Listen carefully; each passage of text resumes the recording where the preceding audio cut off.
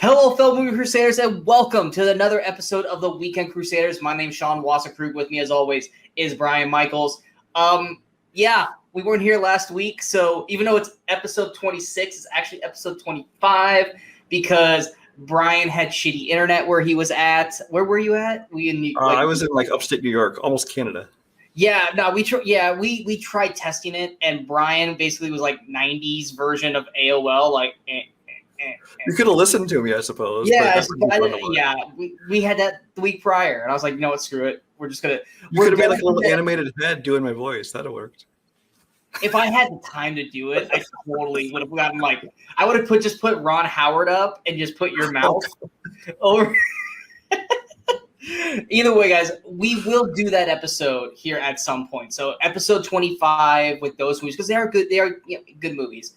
We will do that episode at some point here. It's just going to be out of order. But today we're doing the 4th of July episode, which a weird selection for 4th of July. I was expecting Independence Day, something along those lines.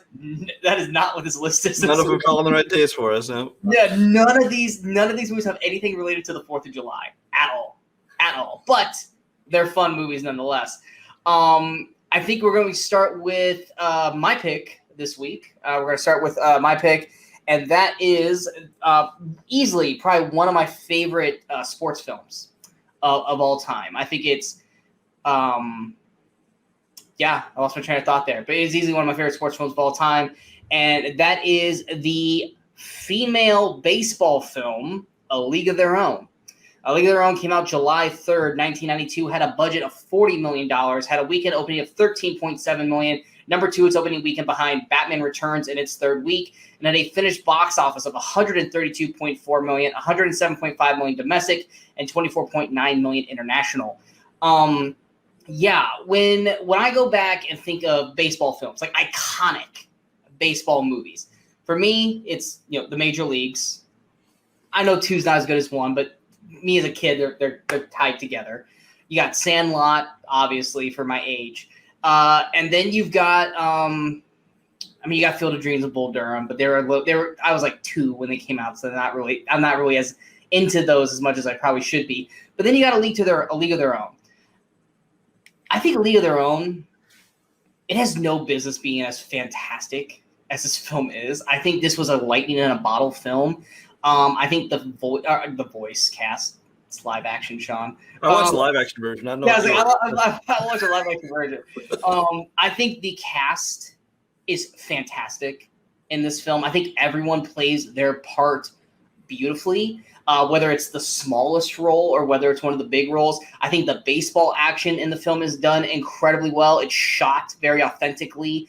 The story around the female baseball players is done well, and it's easily also one of my favorite Tom Hanks roles, hands down. I have a lot more to go into it, but let's go ahead and go to Brian real quick. Brian, what are your thoughts of A League of Their Own? Well, League of Their Own obviously kind of is special to me in little ways because it's at the Rockford Peaches. I live in Rockford, Illinois, so that's kind of our hometown thing. I actually drove past the field. It still has the archway for the Rockford Peaches field. 2 days ago, I just drove past it again. So it's kind of an interesting story because honestly, before this movie came out in 1992, I had never heard of it. I think most people had never heard this whole story. It's just kind of introduced it to a lot of the world. Oh yeah. And so it's actually very interesting. But yeah, like you said, they put together a great team. Everybody, I think it's a great direction by Penny Marshall. Reteaming again with Tom Hanks after Big, of course. But I think that she does a great job of, I think, balancing the character story with the actual baseball action, like you talked about. And even within the baseball action, they I think do a good job of when to do montage version, when to do whole sections of games, because some movies will basically play off a whole baseball game in real time and it's boring as hell, or they skip through it too fast. But I think they did a real good job of kind of balancing that act here. The cast, of course, like you said, is great. My favorite, I think, who doesn't get enough credit in this movie because he's in it for such a short time, is John Lovitz. I love John Lovitz in the beginning of the movie. Great in the movie. He's great in this, and of course, he leaves. Very early on, he's like, "Oh, don't miss me too much," or whatever it is he says, and I'm like, yeah. I do, I miss you. They get so attached to me. Gina Davis obviously does a great job. The one thing I thought was kind of strange when I first saw this movie, in the beginning, you see her character as an older woman. Yeah, And at first, it was cast so well. I actually originally thought it was Gina Davis in old makeup. I It's agree. not. I agree. Yeah. And I think part of the reason I did think that is because I Even realized later on. Lori Petty's older version too. Yeah, but I realized later on, at least with Gina Davis, I know for sure they dubbed Gina Davis's voice over this woman, and so it's like, and I realized that, and I'm like, well, if you're going to cast a different person, just let them use a regular voice, or put the person in like old makeup and have them be. It's kind of a weird choice for them to dub. I mean, it's very good dubbing. You can't tell, but if you listen to it, it's clearly Gina Davis's voice, and that's clearly not Gina Davis. But she does a great job. Lori Petty, I actually really like Lori Petty. I mean, I liked her in Point Break. I think she is amazing in Tank Girl. I mean, Tank Girl is not a movie for everybody. It's got its problems. I consider it fun. But she in that character, perfect casting. I love what she does with that character. And then like the whole group. I mean, Madonna does a good job. Rosie O'Donnell, who can get annoying. They have just enough of her without getting to be too much of her. Marla, you know what thing is Marla, who they try to make out as being Marla like, Hooch. yeah, they make her out as being like this hideous woman, and it's like she's not. I mean, she's not like a hottie or anything, but she's not that unattractive. I'm like, what's the big deal about this? Yeah, it is what it is. I mean, it's one of those things where it's like she's killing the ball, but it's like they make her hunch her shoulders, like keep her head down. She has the big eyes as she does the thing. Yeah, but actually, one of my favorite moments of this entire movie is actually the scene where her dad is talking to John Lovitz. And he's like, look, her mom's gone. I raised her myself. I kind of raised her as a boy. Don't make her suffer for, me not raising her right. And I really liked that scene. And the girls, they're like, we're not going without her. And they kind of overpower Lovitz in that moment. It's a great moment. That's what's so great about this film is it's got great, humor, and then it's got great heart in certain moments. And then she ends up finding true love, which that's the one part that I always never forgot about the movie. Is like she got married and then she just left the team. It's like, keep playing. Like you don't need, just because you get married doesn't mean you end the season. It's like what are you doing? Like even like what was it when Bill Pullman comes back and he's just like, I'm leaving. It's the fucking World Series, but I'm leaving by. It's like you can't wait like 4 days. Like it's the fucking World Series. You can't play a couple of games. Yeah, exactly. Yeah, like, is that what is wrong with you people? Like, come on. Well, that's the other thing I'm glad they didn't do is if you just looked at like this movie and the cast and the characters and stuff, you would automatically assume, they're probably going to Gina Davis and Tom Hanks are going to get together. They tease it, but they don't force it down. I'm very glad they didn't go that direction. So, yeah. but I'm happy. I think this is an excellent film. I've liked it ever since it came out, and I actually liked it a little bit more on rewatch than I did last time. It's been a long time since I watched it, so I really enjoyed it. Yeah, I think Lori Petty, to me, this is her best role. I think Lori Petty commands the screen as Kit. Or is it Kid or Kit? I think it's Kit. Yeah, it's Kit. I think Madonna is fantastic as All the Way May. Like you said, Rosie O'Donnell, she's very annoying. This and then one other film, I think are the only two movies I've ever really liked her in. We will be talking about that other film down the road here. But I think Rosie O'Donnell's hilarious in this film. This is probably to me one of her best comedic timing films. I think her and Madonna play off beautifully together. And then even with Lori Petty and Gina Davis, I think they all work together. And then of course, Tom Hanks is flipping amazing in this film. I think if there was ever a role he should have been nominated for Best Supporting Actor, it should have been in this film. Because I think I think Tom Hanks is what makes this movie gel. Because first off, he's got one of the most iconic lines in movie history. I've lived off of this line all through my years of baseball. Is there's no crying at baseball. Umpire comes over. What's wrong? She's crying, sir. That's honestly, when you think of this movie, the first three scenes that come into mind are Tom Hanks. It's There's No Crying in Baseball. It's the peeing scene. And it's the one with him and Gina Davis doing the competing signals. Yeah. Give me a watch. Give me a watch.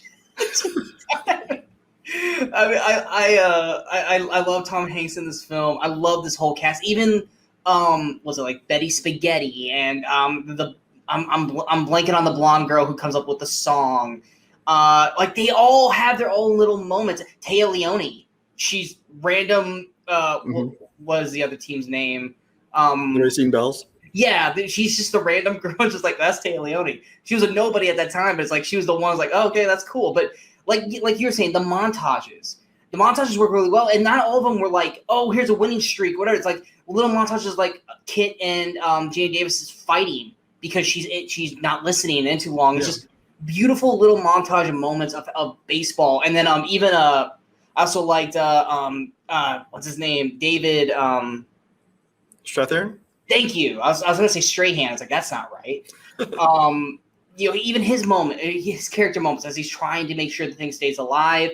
And then at the end, when they finally get the Hall of Fame, all of that, I think, is fantastic. To me, this is a near perfect film, especially when it comes to sports movies. I really can't find anything really wrong with this film. I think this is one of those perfect films. And for anyone who's not a real big sports fan, I can't see you guys not watching this film and not loving this movie. It's got humor, it's got drama, it's got action in terms of the sports. It's fantastically cast. It's fantastically directed by Penny Marshall. It's a beautiful film. I love this movie. It's one of my favorite films. I don't think I can really find a flaw in it either. If anything, like kind of like in the same way as Saving Private Ryan, I think that the opening and closing present day things were unnecessary, but it doesn't take away from the movie for me.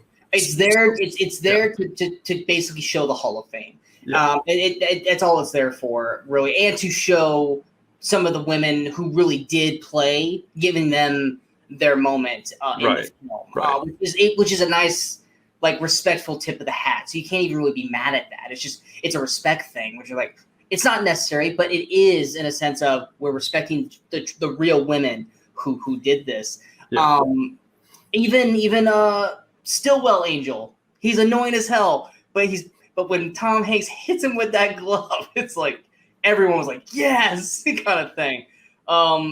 League of Their Own. If you guys have never seen this film, I don't know what's wrong with you, because this movie is like hands down one of the best sports films ever made. It's right up there with, everyone always puts Warrior as one of the best sports films ever made. Like, Warrior's fantastic. I'm not knocking Warrior, but in terms of baseball films, A League of Their Own is right up there for one of the best sports films ever made. League of Their Own, is it on anything? HBO Max. HBO Max. I have it on like Blu-ray and all that kind of stuff, so I watched it off that. But if you guys have HBO Max, definitely check it out. If you guys have not seen it in a long time, it's definitely worth going back and rewatching, especially for the performances. You will not be disappointed. We're going to be going to our revisited film. I remember this film from a kid. Like, I remember seeing this movie as a kid. I don't think I fully remember like all the parts of the film. I definitely remember certain aspects. This is a weird as hell film. This is a super, super weird movie. And we are talking about the sci-fi comedy Inner Space. Inner Space came out July 3rd, 1987, had a budget of $27 million, had a weekend opening of $4.7 million. It was number 3's opening weekend behind Dragnet in its second week and Spaceballs in its second week, and had a finished box office of $25.89 million. Like I said, I remember this movie as a kid, is as the movie where Dennis Quaid's inside Martin Short, and then the cowboy guy. Like, that's what I remember about this movie, was the cowboy and Dennis Quaid being inside Martin Short. That's all I remember from this film. But yeah, this is a weird as hell film. I don't know if it really ages well, but because I was watching going, what the fuck is going on with this film? Brian, what are your thoughts of Inner Space? Inner Space is one that I remember from when I was a kid. I actually didn't remember the cowboy, though. But I remember liking the film when I was younger. I think I've maybe watched it a couple times since then. But it's been a while since I rewatched it most recently. And so when I watched it, while I remembered the basic idea of the movie, I remembered none of the plot. So it was kind of like watching it for the first time again. Yeah. But yeah, I mean, it's a fun movie. It's one of those things. It's kind of those. I want to say it's kind of one of those mid-range movies that you don't see much anymore. It's usually nowadays like independent or giant blockbusters. So this is kind of one of those movies that I'm sure it had a decent sized budget because of the effects and things on it, but it still, is not like a giant blockbuster kind of film. So it's the kind of thing you don't see as much anymore. But it was fun. It has a nice balance of kind of the comedy and the sci-fi and stuff. Martin Short is somebody who can also, like we said, Rosie Donnelly, can get really annoying really fast. They obviously hired him for his role here because he can do physical comedy, which is kind of the reason they brought him in. I thought he was fine. He was good. Dennis Quaid, though, Dennis Quaid might be, especially young Dennis Quaid, one of the most charismatic people ever on camera. When he like smiles and stuff, he just has like this charm. Oh yeah, he's got it on lock. Yeah. And of course, I'm always, especially young Meg Ryan. This is actually the first movie this is where he and Dennis Quaid and Meg Ryan met, and they went on to, of course, get married and do several other movies together. As far as the plot and everything, it's one of those things. It's kind of it's very weird, kind of 80s kind of thing. The effects, while they can be a little cheesy and dated, you still buy them. It doesn't take you out of the movie or anything like that. There's not really a whole lot else to say about the movie. I will say what I did find kind of odd. It's rated PG, and this is after PG-13 existed. But there is some stuff in here. I'm like, really, this got a PG? Because like I remember I was watching it with the last time I watched it was several years ago with my younger kids, and I'm like, there's some like innuendo and some humor in here. I'm like, really, this snuck into a PG movie? Okay. I mean, it's weird with some of the things like you watch. They're like, oh, this would normally be in an R-rated film, but it's PG, or it's like something you watch an R-rated, you're like, oh, that's not an R-rated film. Like, why was that R? Yeah. Yeah, it's weird. They're like, clearly they didn't understand what they were doing with the ratings back then. But I almost feel like this movie, because how many films really had Dennis Quaid really done before this film? Because Meg Ryan, she was still kind of new, right? Meg Ryan was like, like this and Top Gun. Yeah, Meg Ryan had done, I think, probably 3 or 4 films at this point. Dennis Quaid was kind of right around that same range, right? Dennis Quaid had been actually in a bunch of films. He hadn't really starred in a film until, I want to say his first starring film theatrically was Jaws 3D, which was just he hadn't really done much. Jaws 3D, Enemy Mine, Big Easy, and then this. So this is early in his career, yeah. I feel like this movie was made to launch Martin Short, because Martin Short was on SNL at this point. Mm-hmm. And I feel like this was a staple of kind of like how Wayne's World was for Mike Myers. It was you had Wayne's World and you had So I Married an Axe Murderer to try and elevate Mike Myers to a starring role in acting instead of just being on SNL. And I felt like this was a Martin Short's film, that and like The Three Amigos, was to try Three to. Amigos was his first film, and this was the second one. So I think this was more like, we need to elevate him from SNL status to movie star status. We're going to give him 2 young actors who are up and coming with Meg Ryan and Dennis Quaid, who are also not really big names, but putting all 3 of these in here. Martin Short is the name everyone's going to know because he's, the comedy, he's from SNL, stuff like this. Dennis Quaid, people will know from, like I said, Enemy Mine, Jaws 3, and then Meg Ryan's just had 3 scenes in really like Top Gun. And then you've got just this weird stuff. But yeah, I feel like this is more a staple of, let's let Martin Short just go out and do Martin Short stuff. I mean, he did his, I forgot what the character's name, like the dorky character with like the alfalfa. He does like that. Yeah, he does the dance of that. He does that dance in this movie. And I'm just like, yeah, I was like, okay, that was literally that scene where I was like, this movie was made to make Martin Short. I'm sure at the time, because SNL was popular and he was probably popular on there. Yeah. People were like, oh, look, he did it so funny. But now you watch it and like, oh, please. That's like when I watched that scene, I was like, that's what this movie was made for. This movie was made to elevate Martin Short's status into a starring role. And Dennis Quaid and Meg Ryan are there to elevate their status. But this is a Martin Short film because he's out there doing all the gags and all this stuff, which there's nothing wrong with that. I think Dennis Quaid does great in his role, but he's very, kind of tightened in because he's stuck in a pod the whole movie. And I think Meg Ryan, this is the movie that maybe probably elevated Meg Ryan to, she could probably start doing like bigger films, like, Harry Met Sally and all that kind of stuff. I feel like this is her first real film where she actually got to do stuff. And then of course, Martin Short's Martin Short. Like I said, when it was those 3, I think the humor and a lot of the stuff works. It's when they had this subplot with like the bad guys that it just was like, none of this really makes sense. You had like basically the perfect stand-in if Arnold never wanted to do Terminator. Like this guy was basically the Terminator. They were totally trying to go with Terminator. Yeah, totally the Terminator. And everything. Like there's one point where he went to like this. I was like waiting for him to say, "I'll be back." At one point, like he's basically playing Arnold in Terminator in this film. Yep. And then you had the part where like the villains shrink, and it was just like over the top kooky and weird. And then and then the end Is the ending looking for a sequel that was never going to happen? Yeah, because like the end, you're like, oh, it's continuing, and then like all the way like through halfway through the credits, you're watching him try to catch up to him, and then you never see him catch up. You're like, so did he catch up and stop him? Like, what happened? You're not really. You're just not gonna like. If there was ever a movie to not have a cliffhanger ending, it was this fucking film. Well, that's just this movie doesn't seem like the kind of movie that you would expect a sequel to. So it's not like there's sequel planned that never happened. It's just like they just decided that's how we're gonna end it. Like, yeah, because I'm literally it had me captivated through the whole credits. I'm watching his car, which dude does not know how to take turns. Every time I take the turn, the dust like the sample, I'm like, dude, he's gonna wipe out. But like I'm trying to see like where the other vehicle is, like, and then finally you start to see it in the distance, and he's starting to catch up, and then right before he like inevitably would have caught up to it, it goes to black, and I'm like, what the fuck? It's like I get it, the movie's over, you don't have to show us stop him, but at least show him like cut them off or something, like show us that. But yeah, it's a weird movie. It's definitely a nostalgic film.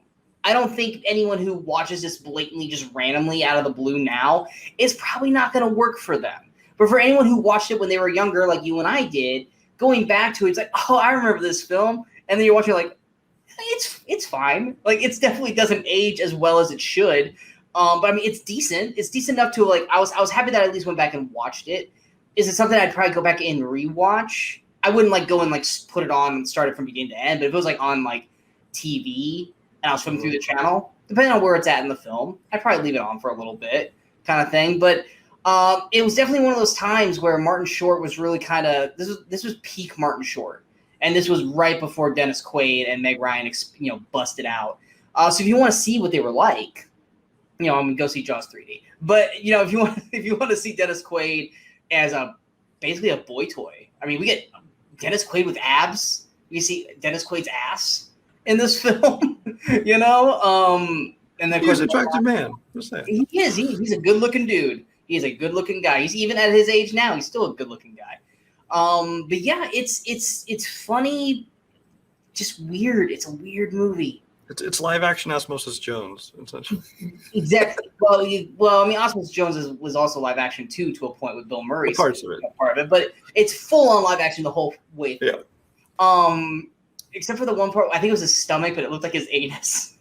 Remember the part where like it opens up like this, and like the stomach acid, like it was his stomach, but it totally looked like a butthole. So I'm like, where? I was like, where are they at right now? But I will say, like at the very beginning, when he's inside Martin Short, and he's like Martin Short's like at a 10, and it's like, oh my god, dude, tone it down. Oh, like when he's freaking out in the grocery store. It's like, oh my god, dude, you need to tone that shit down. Yeah, he went a little. I mean, the movie's not without its flaws. I mean, I had fun, but there's stuff like that where you're like, okay, Martin Short, tone it down. The other thing I thought was weird is like, at one point, I'm trying to remember what happened, but Dennis Quaid's like, we got to get going. I'm going to run out of air here. We got to keep moving. We got to go find these people. And then they decide to stop, and Martin Short stops and gets drunk and hangs out in his apartment for a while. And I'm like, yeah, because he just starts dancing. I thought we were in a big hurry. Exactly. It's like, I thought we had a tight window kind of thing, but it's like, let's hang out and talk. That was the scene when he started doing his dancing. He was getting all drunk and stuff. You're like, why are you stopping for this to hang out in his apartment? Yeah, they're having like buddy moment. And I'm like, we're on a clock here, guys. Like, come on here. But anyway, Interspace, that was HBO Max, wasn't it? It is on HBO Max. If you don't have that, you can watch it with ads on Tubi TV. Gotcha. All right, so we're moving on to our stinker film. This is definitely a movie that Brian and I had never seen, but we both remembered the trailer. And we both saw the trailer and were like, no, thank you. We don't want to watch this movie. Because the trailer was enough. And the trailer really is like a 30-second, 45-second scene in the movie. Like that was the trailer. And that was enough for you and I to both go, I'm good. I don't need to watch this movie, but then we had to watch it for the show. For our sneaker film, we are watching the Melissa McCarthy comedy, Tammy.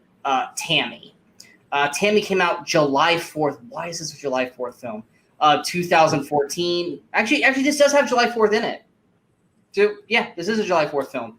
It had a budget of $20 million, had a weekend opening of $21.57 million. Number 2, its opening weekend behind Transformers: Age of Extinction in its second week. Had a finished box office of $100.37 million, $84.5 million domestic, and $15.85 million international. I mean, look, bottom line is, Melissa McCarthy, call her what you want. Call her, a funny actress. Call her the female version of Chris Farley. Her films are very hit and miss. She's either really, really good or she's really, really, really bad. There rarely is an in-between or a middle kind of sweet spot for her. She's either got a great comedy with a great supporting cast around her. I'm not a fan of Bridesmaids, but I think a lot of people really like Bridesmaids. I'm not one of them. But, for me, I love Spy. And you don't like Heat, but I like Heat. I'm trying to think of some other films that I actually liked her in, but I'm blanking on them right now. And then there's... Not very many for me. I like her when she shows up in little roles sometimes, but yeah. And then there's the shit films. I love Jason Bateman, but Identity Thief sucks. I was so excited for the Happy Time Murders. That sucked. Was it Like a Boss? Was awful. She was not the worst part of Ghostbusters. She was not. So I'm not gonna blame Ghostbusters on her. I don't like Ghostbusters, but she was not the worst part of that movie. I don't hate that Ghostbusters movie. It's okay. It's the worst of the 3, obviously, but she was definitely not the worst part of it. And then you have movies like Tammy, and the marketing for this movie was awful. Because like I said, we saw that trailer where it's her basically. I can't remember even what song it was. I don't remember the song. It was a rap song, and she's basically doing the robot and pretending she's gangster and grabbing her crotch as she's walking up to this restaurant. And that was the trailer. And I was like, I have no interest in seeing this film. This does not look funny. This looks just sad. And frankly, I think that's what you and I felt about Melissa McCarthy when watching this film. Is this is just sad. Her character is just sad. It's not even funny. I mean, there were a few moments where Brian chuckled. I didn't. Like you said, where Brian chuckled, not me. Because you did. I didn't laugh. I didn't laugh really at all. I think I more laughed at you laughing because I was like, "What did you find funny here?" Kind of. There were scattered moments here and there. I mean, but like you said, but they were very, very few and far between. Yeah. The biggest problem with Melissa McCarthy, well, first of all, she needs to stop doing movies her husband directs because those are her worst ones by a mile. And they always had to have a very long improv scene together. But there was 2 things about this movie that basically sunk it. One was your observation, which is that when she stops trying to be at an 11 and takes it down a 3, they're actually good scenes and you can enjoy the movie. Yeah. When she's being yelling, it's always so loud and screaming and crazy, it gets obnoxious. To further prove what he was saying, for most of the movie, she's like that the whole time. And then there's these quiet moments with Mark Duplass, who we love, where she's just having a normal conversation and she's just talking like a normal character, and it works. And I'm sitting here, Brian, I go, this is not bad here because Melissa McCarthy's actually acting like a person, and her character is acting like a normal human being. She's not. She can still be a sad and sympathetic, character who had bad luck and all these problems without being obnoxious. Yeah, it's those are the moments. It was if I was ever going to care about Tammy, it's in these little moments, but they're so few and far between because they have to constantly put her at an 11. And then when they start adding the slapstick comedy, like her trying to get over a counter, it got even worse. Which was why does she need to be over the counter? She has no reason to go over that counter. And earlier in the movie, she fucking goes up the kitchen counter, she's near the ceiling at one point. How the fuck she get up there? Because she can't hop a counter that's the same size.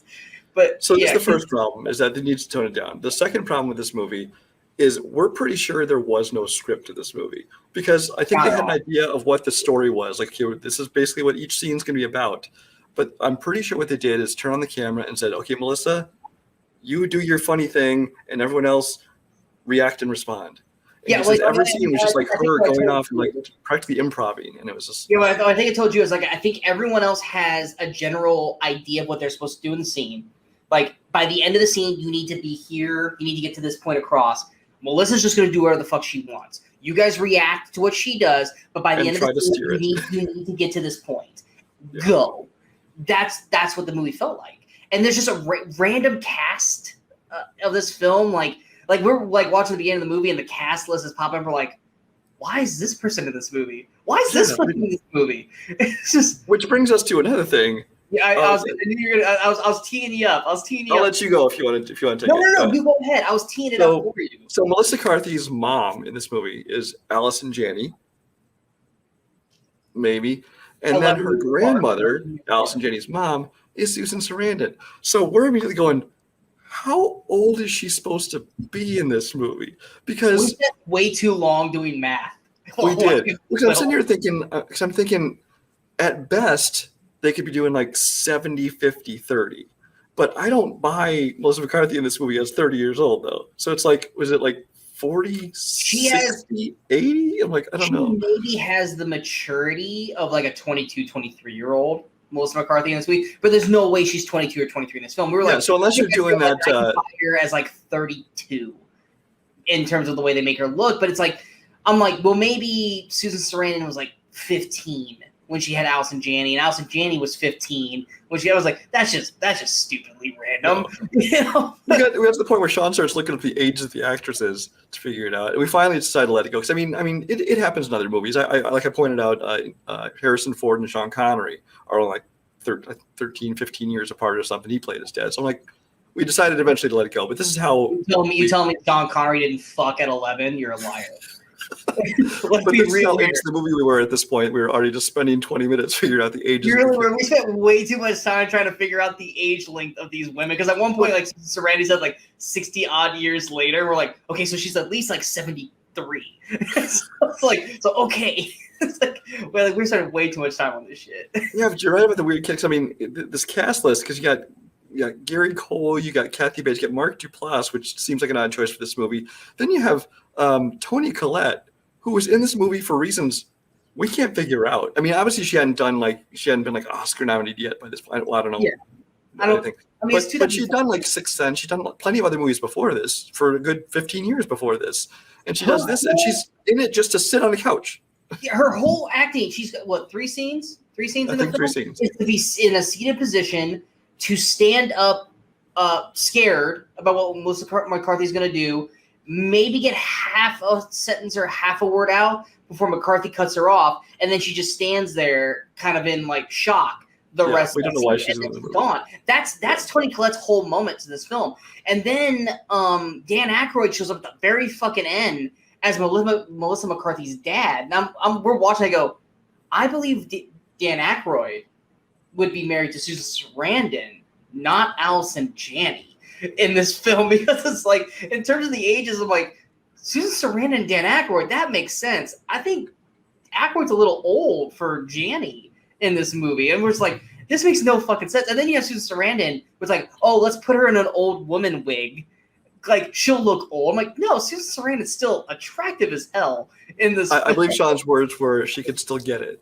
I did say that. I was like, Susan Sarandon can still get it. Even, I don't care about the wig. She can still get it. Leave the wig on. Leave the wig on. Which she does in this movie. But it's just, here's one thing I'm really, really tired of. And it hasn't stopped, because it's still happening to this day. I mean, because this was 2014, so we're talking about 7 years later. It's still happening. I'm so sick and tired of the same old shtick with Melissa McCarthy, where she's playing this like schlub of a character who's constantly just shit on because she's overweight and she's not attractive, which is like, Melissa McCarthy's not ugly. They just constantly always make her look ugly. And I'm so tired of it. It's the same plot device in all of her films. And then halfway through the film, they pretty her up. And then all of a sudden every guy is like, oh, you're like I think you were described as like, I don't buy Mark Duplass being into Melissa McCarthy, which I think that they do a good job of like showing why there would be. But yes, in this film, there's little moments here that I'm like, I can see it, but to the lengths that he goes in this movie, no, I don't buy it. Because I'm just like, you hung out with her for like 2 nights max. Well, and the first night she was in full on Melissa McCarthy idiot schlub mode. Yeah, it wasn't until like So the that's why next, I'm it wasn't not until, saying that like, a guy who looks like Mark Duplass can't be in a woman who looks like Melissa McCarthy, but she certainly didn't have the personality to win him over either the first time they met. So which I think his whole explanation for why he was into her was like, my life's boring. I'm yeah, bored. it was my life's boring and you got a little excitement or something like that. Yeah, It was and like, you seem fun. Or no, you seem a mess. You seem a mess. That was his explanation for liking her, and I'm just like, thank you, I guess. okay, and it's just like, it's just, it's not, it's not even that the movie's necessarily bad, and they missed a beautiful opportunity to do a Thelma and Louise thing, because this whole movie was like, this could just be Thelma and Louise. And they're going on a road trip because Susan Sarandon wants to go to an Niagara old Falls. friend. They should have made that Gina Davis. Just, Yeah, and it ends up being Kathy Bates and fucking Sandra Oh, which is just like a random lesbian couple. Oh, the lesbian 4th of July party, by the way, because apparently they're different than regular parties. It was just a regular fucking party. But it's just randomness. It's like she's like, we're gonna go see my friend. I was like, and I told Brian, I go, if it's not Gina Davis, and they totally missed out on an opportunity here. And it ends up being Kathy Bates, which Kathy Bates is fine in the film. She does nothing wrong with it. But it's just like, I was like, why did you not do Gina Davis? That like would have been like a bravo for making that a ha ha ha kind of in the universe kind of thing. But it's like, it's not that the movie's bad. Susan Sarandon's not bad. No one's necessarily bad. It's just it's not enjoyable. Like, it's Melissa McCarthy doing the same schlubby character 2 and 11, and then she gets quiet moments where you actually can kind of humanize her a little bit before she goes and does something stupid again.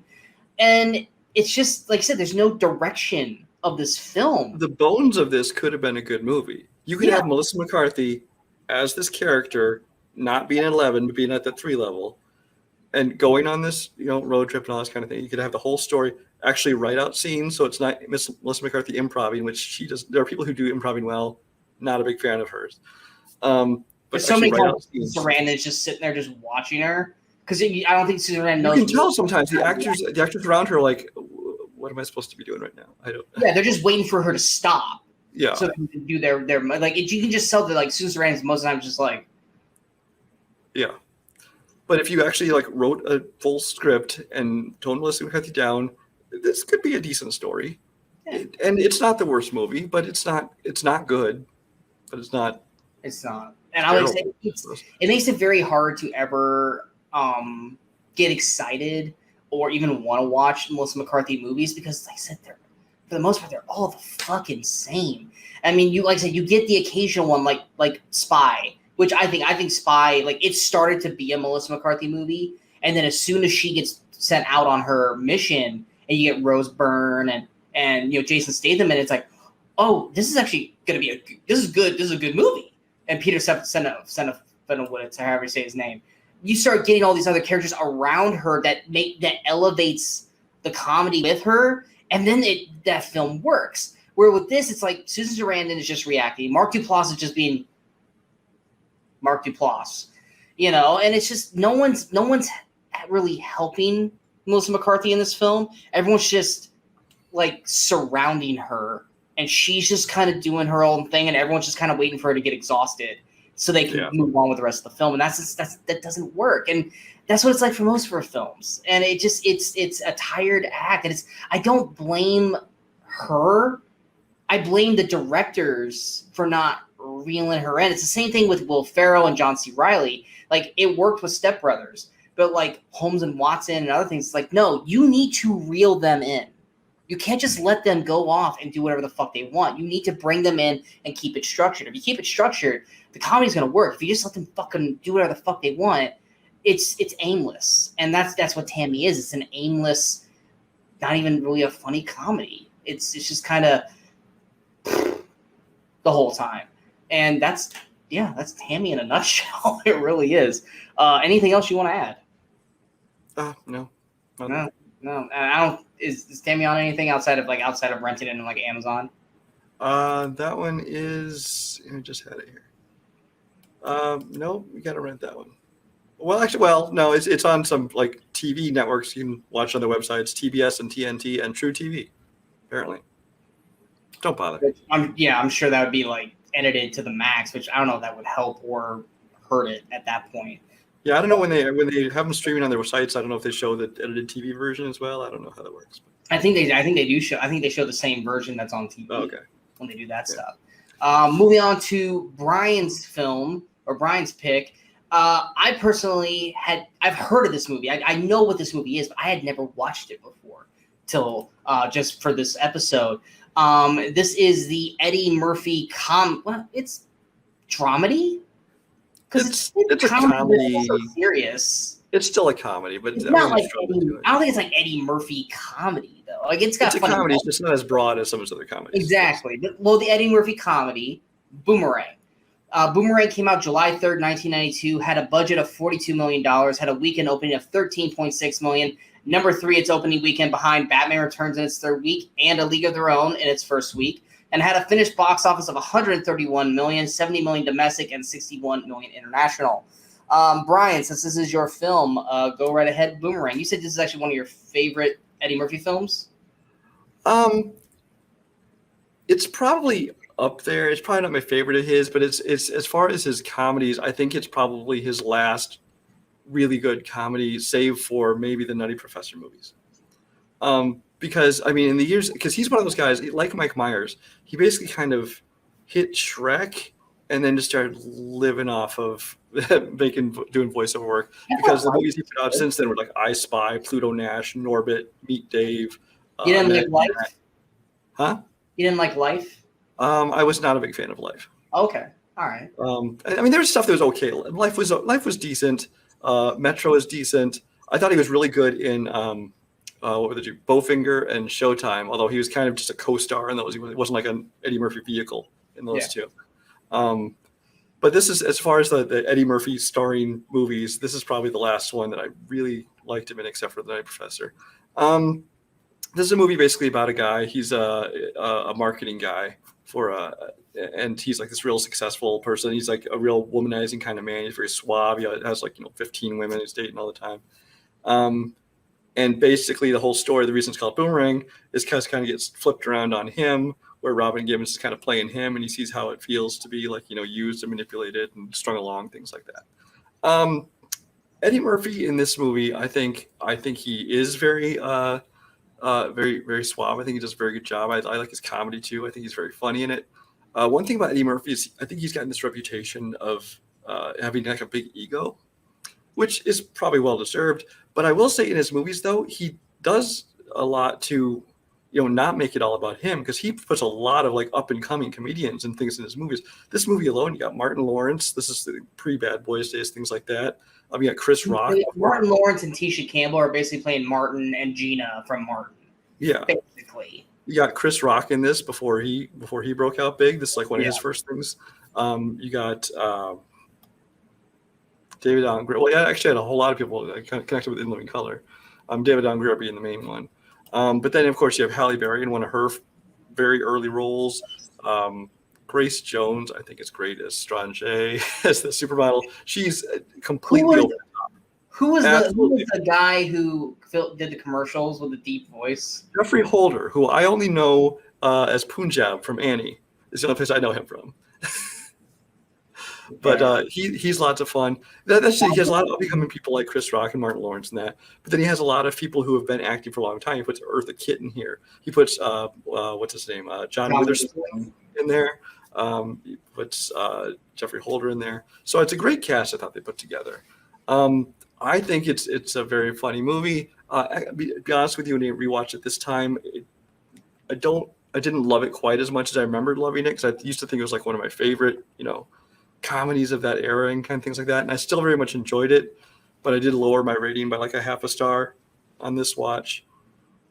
What else? Oh, Eddie Murphy, like we've talked about other comedians on here before. Eddie Murphy is one of those guys who in every one of his movies, he will pair himself up with the hottest chicks. Like Adam Sandler does. Hold on. We've made this claim with all comedians. Eddie Murphy's actually a good-looking guy. This is where I was going with this. Okay. Like so many other comedians, he always puts himself with the hottest chicks in these movies. But with Eddie Murphy, you actually believe it. I'm like, I could see He's All right. he's a debonair dude. I He can was get gonna go that. like, don't you besmirch Eddie Murphy. It's not like Adam Sandler and Kevin James. This is Eddie Murphy. He could actually score these hot chicks. Or But in this movie, because there's Leela Rashawn, there's Robin Givens. But honestly, if you cannot watch this movie and not think he's getting Halle Berry. Yeah, that's the part of the movie that really irked me. And I almost messaged you, but I knew you were at work, so I was like, I'm not gonna bother you. It's like they're treating Robin Givens like, and granted, she's a beautiful woman.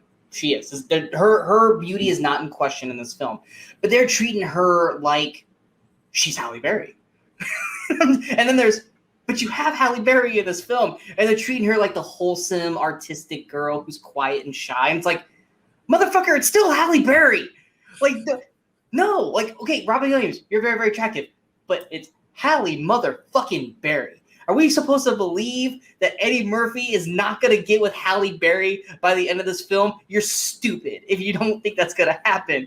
And I'll leave my little tidbit after this, but yes, continue with what you were going to say. But no, because Halle Berry at this point was not a well-known actress. This is her fourth movie, I believe, and she hadn't in every one of them. It's like Last Boy Scout, Strictly Business, Jungle Fever, I think she did before this. Yeah. But so no Halle Berry starring movies. So yes, she was the lesser known character. But I don't care. You look at her and you're like, okay, of all the women in this movie, I'm picking Halle Berry. I'm sorry. Yeah, that's just the way it is. It's Halle fucking Berry. But and that was the part of the whole film, because like they said, I would say not even 2/3. I would say about 3/4 of this film. It is all about Eddie Murphy chasing after Robin Givens, and then Robin Givens giving in to Eddie Murphy, and then Robin Givens flipping it on Eddie Murphy, and Eddie Murphy, basically being, put back on his heels because he's getting treated the way he treated everyone else. And then in the last quarter of the film, they rush this relationship between him and Halle Berry, where they're like, oh, they're friends, and then one night they make out, have sex, and then now all of a sudden they're living together and they love each other, and then Robin Givens is there, and then it's like, oh no, you fucked up, I can't be with you anymore. To I can't live without you. The end. It's like, no, this relationship has not been earned, because you spent 3/4 of the film with Eddie Murphy trying to get Robin Givens to the point where it looks like he settles for Halle Berry, but he's in love with her. But it's like you gave way too much time to him being screwed over by Robin Givens to believe this Halle Berry storyline, other than the fact that it's Halle Berry. But it's just, you don't give enough to this relationship to be believable. I'll believe Mark Duplass and Melissa McCarthy's relationship over Eddie Murphy and Halle Berry, because they at least have moments that show little things here and there, where it's like this, it's like they have sex one night and then they're living together and then they love each other and then he fucks up and then they get together at the end. And it's like you did all that in like 15 minutes. Generally speaking, I disagree with you, because I feel like they did work together closely and they showed them kind of together out, and then one night most of the time she's with Robin Givens, right? But then they are working on this project, and then they spend that night, and then they end up kissing and things like that. And so I bought them like getting a connection and falling in love, but they suddenly live together. I'm like, what? Especially this Eddie Murphy character who like never takes anybody seriously suddenly just moves in with this person, or lets her move in with him. I did not buy that. And then I will agree that when he went back to Robin Givens and stuff, but then like when he got back together with her, when he went for her at the end, again, it was like you said, it was like this I can't live without you thing. I can buy that he misses her and wants to try and get her back, but they went way too far and like, oh, you're my everything, and I can't breathe without you. It's like, no, you haven't earned the right to have those words to Halle Berry, because you haven't earned Halle Berry enough in this film too. You haven't changed enough as a character for me to buy that this relationship's gonna work, because you're just pissed because you got your own game flipped on you, and then as soon as you had a moment of weakness, you took it. And well, here's my thing is I totally believe that he fell in love with Halle Berry. I had no problem with that. I know you felt a little rushed, but I believed it. What I didn't believe is how, as soon as he got the chance, he went back to Robin Givens. That's what I'm saying. It's like as soon as there was a chance, he immediately. I was like, and then he's supposed to be like, I love her. I'm like, no, you don't. because at the first opportunity, you just went ahead and, and it's like, no, I'm not buying this. Like, I'm not, because you haven't given enough time. Had it been like 50% of him being fucked over Robin Givens, and the last 50% was the relationship with Halle Berry, you would have given enough time to let this relationship breathe. And it's like 1990s, rom-com kind of shit where there's like, we got to get these two together by the end of the movie, but they spent way too much time doing this one story when it should be about the growth of his character, but he doesn't give enough time for the character to grow. He's still, And honestly, my favorite parts of this movie didn't even have to do with Halle Berry. My favorite parts of this movie were any scene where it was Eddie Murphy, Martin Lawrence, and David Allen Greer. The three of them together, I love that relationship. I told you last night, it's like the funniest part of the whole fucking film. Because there were parts where I did this, but there's one part of the movie where I was straight up just dying. And it's not even like a big scene, but for some reason, like Brian and I both just loved it. It's a scene. It was Thanksgiving, right? Was it Thanksgiving? I think so. There was some kind of dinner there. It was a big dinner, but it made it seem like it was Thanksgiving. And like John Witherspoon and his wife are having sex in Eddie Murphy's bathroom, and they're David Allen Greer's parents. And David Allen Greer's just outside looking really just like disheveled. And Eddie Murphy's like, "What the fuck's wrong with you? Like, why are you acting this way? Like, be cool." He's like, because they've been in the bathroom for almost an hour. Yeah, so it's dinner. He goes, "No, they've been in the bathroom for an hour. Yeah, they're in there fucking." He's like, "No, they're not." And then here comes Witherspoon with his shirt untucked and the mom's hair is all messed up. And then Alan Greer and Eddie are just like,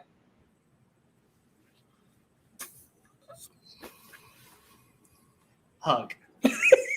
That moment, that kind of thing. Now, this is Reginald Hudlin directed it, so I don't know if it was his choice or a written choice or what it was.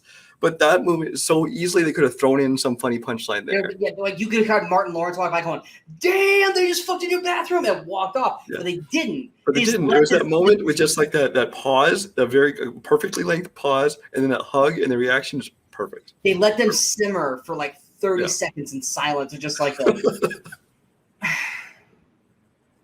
I'm sorry, bro. It's so beautiful. It's beautiful comedy at that moment. And then can we talk about the weirdness of Eddie Murphy, where it's like he sleeps with a girl, and then it's all about like the feet. It's like. Earlier in the movie, they try and make it out like he tries to find something wrong with everyone. Like he sleeps with Leela Rashan's character, and she's like this beautiful woman, and she's super nice to him, and all this. But then, like after they sleep together, he looks and she got hammer time on her feet. That's how he describes it. And I think it's David Allen Greer is the one who basically says you're always just looking for something that's wrong. He's basically looking for a reason not to commit to this woman. Like, oh, there's something wrong with her. I can't stay with her. And so I guess later on, of course, in Robin Givens, they go back to that and he looks at her feet. Yeah, it's always the feet. It's like, wow, are they really making foot fetish a thing in the 1992 comedy? Because he goes, I don't care about that. And even Martin Lawrence goes, you ain't gonna fuck her feet. And I'm like, well. Whoa, okay. Like apparently, according to the way that come on, it's 2021, but it's like the way that they're making this thing such a big deal for his character. Like maybe he likes something like that. Who knows? But Boomerang. I would say it's probably one of more of an adult comedy for Eddie Murphy. It's not something like Coming to America or Trading Places or the Beverly Hills Cops, where it's like. For the most part, all ages could watch that comedy and have fun. Like I don't think, you could sit, kids in front of Beverly Hills Cop, Trading Places. Yeah, I mean they've got language and stuff, but as far as the content of the movie is not a problem. This one, I think a lot of kids would really. I mean, take the sex part out of it. I don't think a lot of kids. I think they'd be bored by it. It's a love story comedy essentially. Yeah, it's a rom-com for the most part. Yeah. Boomerang, is it on anything? I don't think it is. According to this, it's on Paramount Plus, but then that comes up as nothing. So I think nothing. Okay. Well, like I said, you can rent it. I mean, when we say it's on nothing, you obviously can go to Amazon and rent this shit. But we're talking about it's not free anywhere at the moment. Yeah. Going on to our final film, it is our feature film, and this is a movie that I think has a special place in Brian and I's hearts. It was one of those movies where we're clearly talking about this film, right? And we're like, oh yeah, like, are you gonna pick it? Oh, yeah. Well, if you don't, I'm gonna pick it. Like, do we just want to make this the feature? We're like, I'm totally okay with making this the feature film because as a kid, I watched this movie way too much as a kid, especially a particular moment in the film. And this is it's not a dirty thing, but this is the family comedy. Actually, it's a very adult family comedy. It really is. If you watch the Disney Plus edited, It's the Disney Plus version. The language is edited, but it's it's a family comedy. I feel it's one of those movies where it's like that. This got away with like probably PG-13 back then, but like it has F-bombs in it and all this stuff. But we're talking about the comedy Adventures in Babysitting. Adventures in Babysitting came out July 3rd, 1987. Had a budget of $7 million. Had a weekend opening of 2.9 million. Was number 9 its opening weekend, behind Dragnet in its second week, Spaceballs in its second week, Inner Space in its first week, Beverly Hills Cop 2 in its 7th week, The Witches of Eastwick in its 4th week, The Untouchables in its 5th week, Predator in its 4th week, and Roxanne in its 3rd week, and had a finished box office of 34.36 million. Yeah, I think Brian and I both have had some kind of crush in some form or fashion to Elizabeth Shue.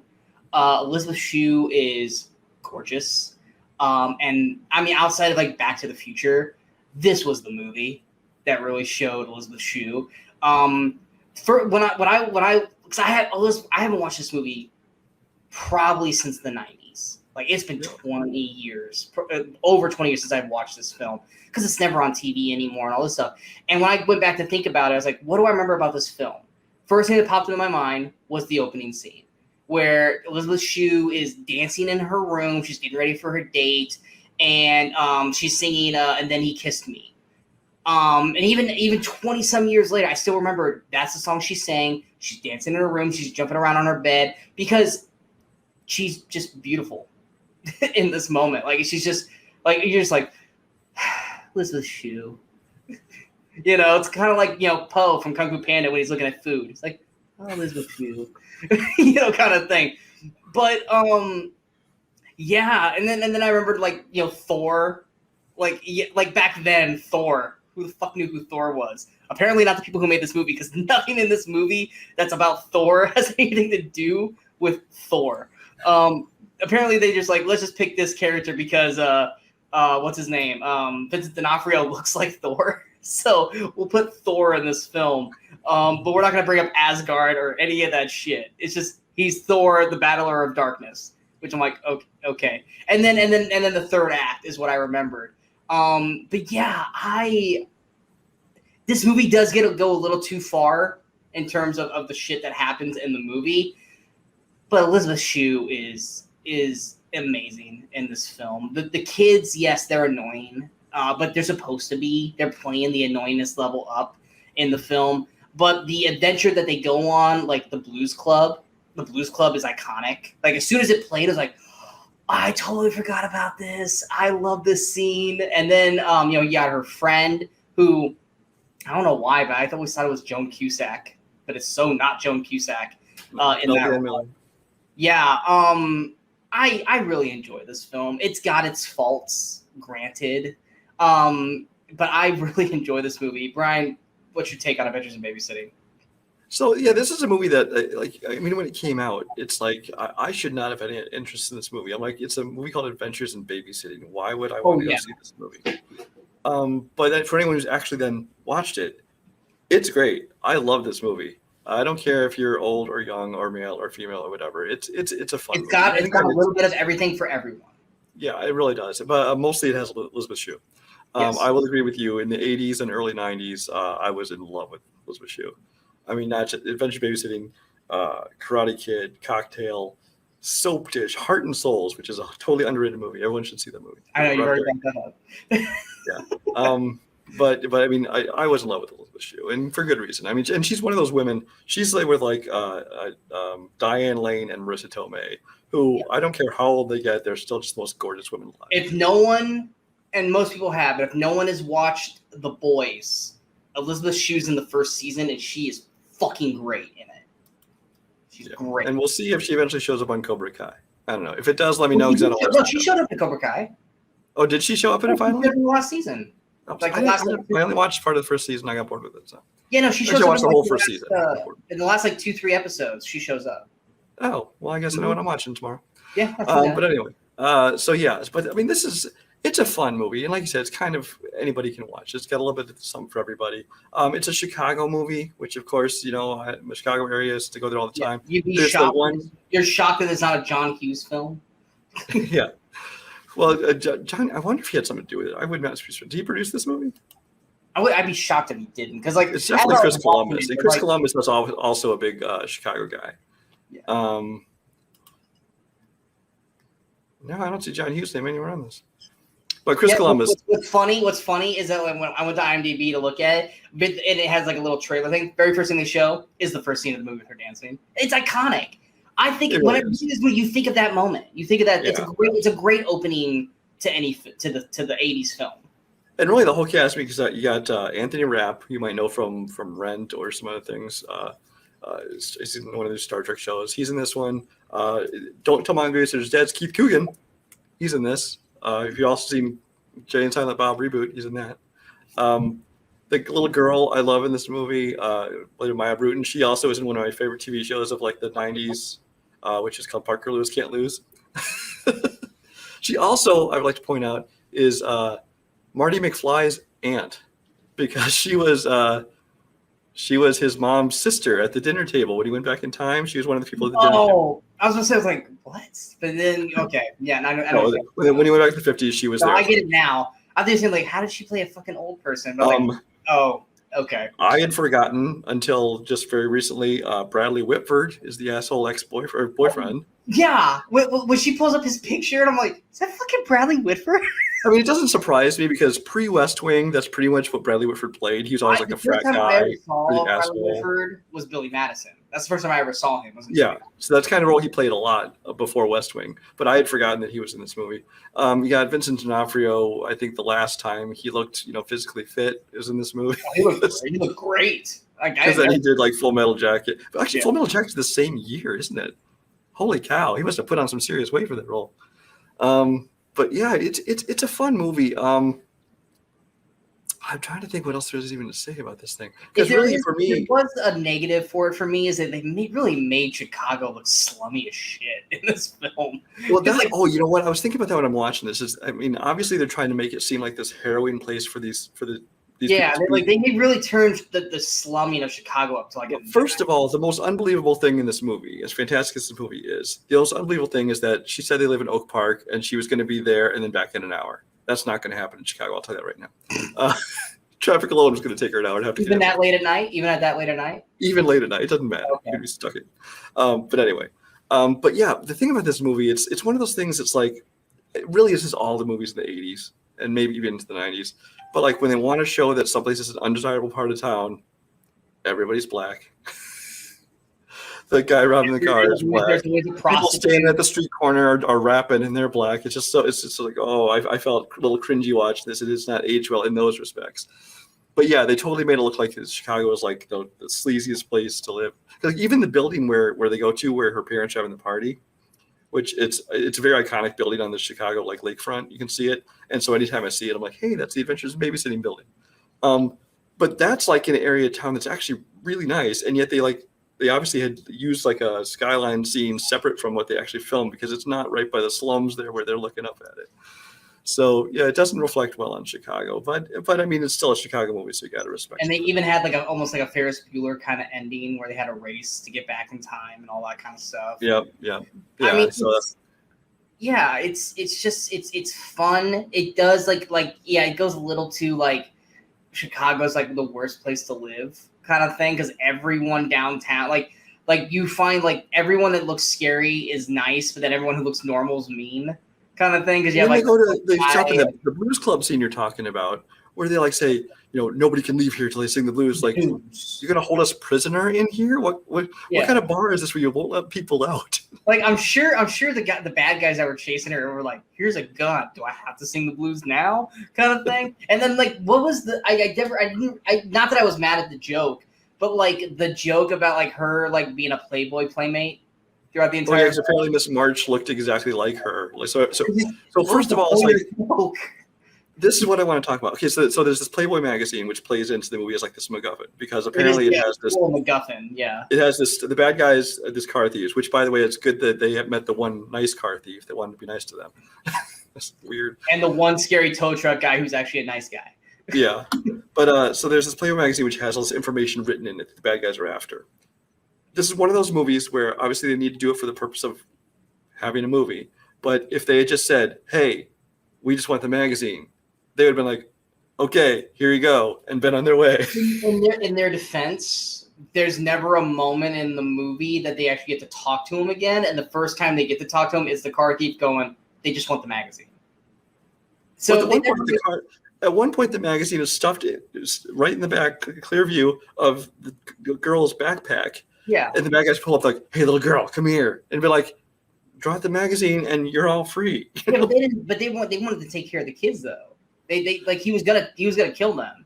Because at that point, I think they would have been happy if they had that. But I'm saying even the kids and whoever could have said, "We'll let you have it if you let us go," you know. I mean, it got a little too far fetched in the end by the end of the film. But it's this whole thing where she supposedly looks just like the girl who's Miss March in this Playboy magazine, and a couple times you see like like there's like a bus stop ad for the magazine, which I've never seen a bus stop ad for a Playboy magazine, but and a couple times you see a brief view of the centerfold. Obviously, don't show anything, but you're like, okay, obviously they used her and filmed this. Yeah, it's clearly Elizabeth Shue dressed up to look, as sexy for a centerfold. What gets me is she goes to that party, the college and party, the guys at the party are like, she looks just like Miss March, and they pull it up and go, "See, like we just carried this magazine around with you." I mean, it is a frat house. So it is a frat house, but it's not going to be out there in the living room. I wouldn't think. It's just lying around somewhere. But yeah, it's just. But nonetheless, it's very 80s. It's a very 80s film. It's super 80s. Very 80s film. So if you guys aren't into something like that, you're probably not going to like Adventures of Babysitting. But I digress. I don't think anyone, first time watching it or not, cannot watch this movie and go, "Man, Elizabeth Shue is hot." Or it's like, I would date Elizabeth Shue. Like, Elizabeth Shue is gorgeous in this film. And she's a fun character, I mean, she's hung up on the boyfriend, but like once she actually just let her kind of go, like she's like, I mean, who wouldn't want her as a babysitter? She's fun, and she'll do anything to protect the kids, kind of thing. But it's sad when you think about it. It's like after like was it Leaving Las Vegas? Like her career, like she did like Hollow Man, and like effectively like she like fell out of the limelight after that. It's like, it sucks. Like she still did movies and stuff, but yeah, I mean, she kind of. I'm looking right now, and after like Leaving Las Vegas and Hollow Man, she really kind of didn't do a whole lot. I remember she popped back up in Piranha. I remember the first place I saw it really pop up again. But like, I don't think I remember seeing her again until like The Boys. I was like, "Oh my God, is that Elizabeth Shue?" Yeah, there's a couple random things. Death Wish. She was in Greyhound. But yeah, I'm wondering if she's one of those people who like decided to focus on family or something. I don't know that. I'm not going to look it up right now. But it is kind of a shame that she kind of disappeared, because 80s and 90s Shue, I was there for that. Oh yeah, I mean, she was fantastic. I feel like she could have had almost like a Julia Roberts esque kind of career, but yeah, she just kind of fell off the wayside after Hollow Man. But anyway, Adventures in Babysitting, it's a fun 80s film. It's got Elizabeth Shue leading the way. She's great. It's got a solid young kid cast. Like, even though they're annoying, they're playing their parts well. Chicago's the backdrop, even though they go a little too deep with the Chicago slumming of it all. And the best friend subplot kind of goes really nowhere. It's kind of MacGuffin. That was just a reason for her to go into Chicago. That's all that was. Yeah, it's a MacGuffin on a MacGuffin kind of a thing. But anyway, we enjoy it. It's one of those 80s movies that unabashedly is isn't it necessarily a good film? It's fine, but we love it, kind of thing. And we recommend that you love it. Now, it is on Disney Plus, but it is edited. Which is weird, which especially in this movie is two of the most iconic moments lines from this movie are the ones that are changed. There's the two F-bombs. Which ends up, there's the gang member says, "Don't fuck with whoever," and she says, "Don't fuck with the babysitter." That's changed to "fool." And then there's I heard it's mess. Huh? Is it fool or is it mess? Just "Don't fool." Okay, I thought it was mess, but that. And then there's there's a couple other edits in too. They changed shit. You're shitting me. Yeah, and there's one point where Steve Coogan calls Bradley Whitford an asshole, but he calls him an idiot. Yeah, there's a few other edits, but the main one is "Don't fuck with the babysitter," and then Thor is no longer a homo. Thor is a weirdo now. Yes. They changed that. Thor's a weirdo, not a homo. It's just... Take back what you said about Thor. Yeah, they really have no idea what they're doing with Thor in this film, except for making D'Onofrio look like Thor. Yeah, I guess I don't know if it's just because they didn't want to pick like a main comic character like a Superman, Spider-Man, Batman. I don't know. Maybe they had to pay for the likeness rights because she has stuff all over the room and stuff, and so they picked a cheap one. And she's Because there's no basically reason it had to be Thor. It was just they wanted her to be obsessed with a character. For some reason, they went Thor, which I mean, if I could totally believe if people just thought Thor is just some random comic book superhero, whatever thing it is, but she's supposed to be obsessed with him, and even she's getting the information wrong. Yeah, So, she's getting things. I'm like, that's not Thor. all superheroes live in the city, so Thor must live there. Like Thor lives in Asgard. What is wrong? You have comic books. Yeah. You're acting weird because you're not wearing your special helmet. I didn't realize Thor acted weird if he didn't wear his helmet. Okay, that's news to me. But anyway, yeah, it's Adventure Babysitting. It's a great 80s comedy. It's on Disney Plus, edited.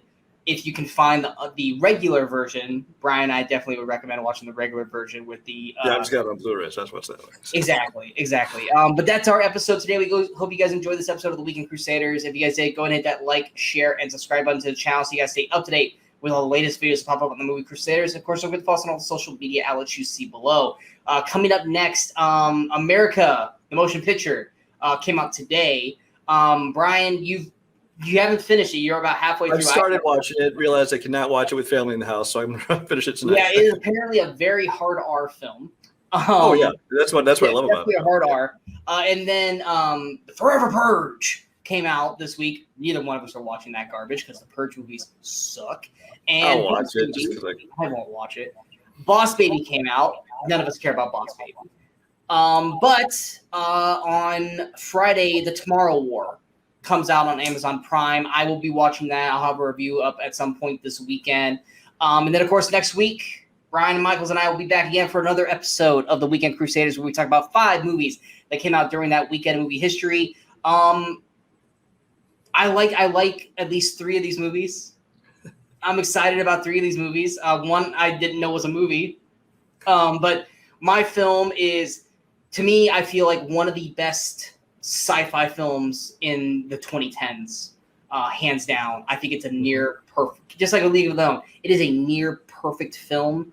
It was my number 1 film of the year when it came out that year. I'm going to be talking about that. We're going to be talking about the latest film of a franchise that Brian and I both think deserves a little more recognition. A franchise which you've already covered once on this show. Yes, we have already talked about one and a spoof of it as well. So we talked about a spoof of this franchise and the original film of this franchise. Figure out what that is right there. That should be a dead giveaway. But we're going to be talking about the last version of this franchise. We think it should get more recognition than it really does. So we're going to be talking about that. We're going to be talking about a stinker that stars one of the actors that we talked about today, who starred in one of our movies. We've got another sci-fi horror film that kind of also, Brian, deserves a little more recognition than it really deserves. And then we've got a film from Brian that when he told me, this movie, I'm like, what the fuck is that?